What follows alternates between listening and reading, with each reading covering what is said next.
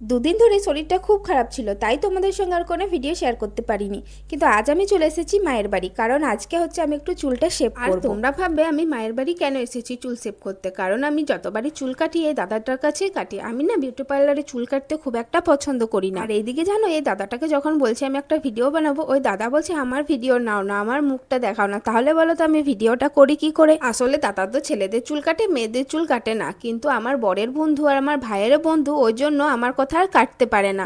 আমি যখনই বলি আমার চুলটা কেটে দিতে, দাদা কেটে দেয়। জানো তো, আজকে আমি একটা কথা বুঝতে পারলাম, যেই দিন যেই কাজ হবার আছে সেই দিনই হবে, তার আগে কিন্তু হবে না।